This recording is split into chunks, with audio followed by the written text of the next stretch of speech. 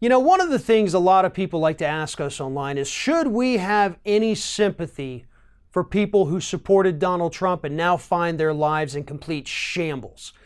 And the answer to that question is, I don't really know.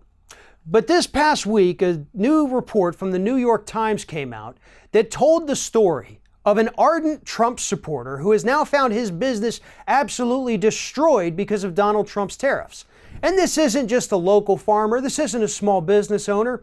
This actually happens to be the vice president of the largest nail manufacturing company here in the United States, George Skerich. Skerich was interviewed by the New York Times about Donald Trump's tariffs, especially on steel and aluminum, that are affecting his nail business. And now he says he's had to lay off hundreds of workers, I think upwards of 500 of his own workers, and he 100% blames Donald Trump and his tariffs. And Skerich is a guy who absolutely 100% supported Donald Trump's election.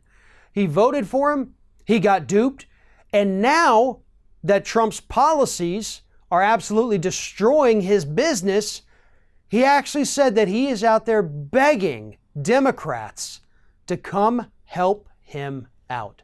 Specifically, he said he is lobbying Democrat Claire McCaskill to do something about Donald Trump's tariffs to help save his business.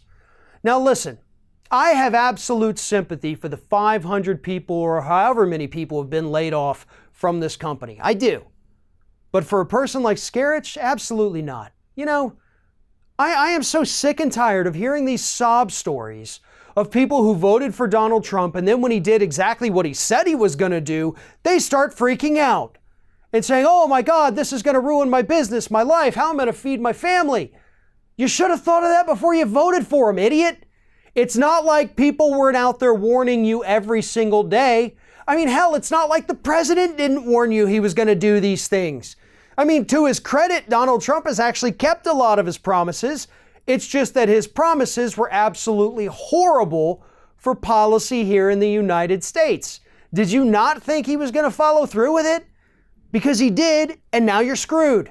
Well, I should say nailed in this case. But nonetheless, I have no more sympathy for these people. You put yourself in this position. If we can help you, we'll help you. That doesn't mean I feel sympathy for you, but I do believe that when somebody's down on their luck, they should be able to get a helping hand. That's never going to change. But that's the difference between Democrats and Republicans.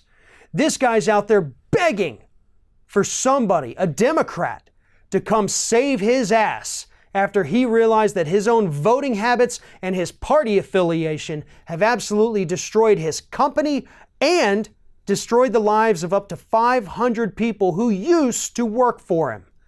This is going to continue happening. We're going to hear more stories about this. And we do have some stories right now. Raw Story had a great one this morning talking about a farmer who's losing tons and tons of money. His farm is going under because of Trump's tariffs, but he still says if he could go back and do it all, he'd vote for Donald Trump again, even if it meant his own financial ruin.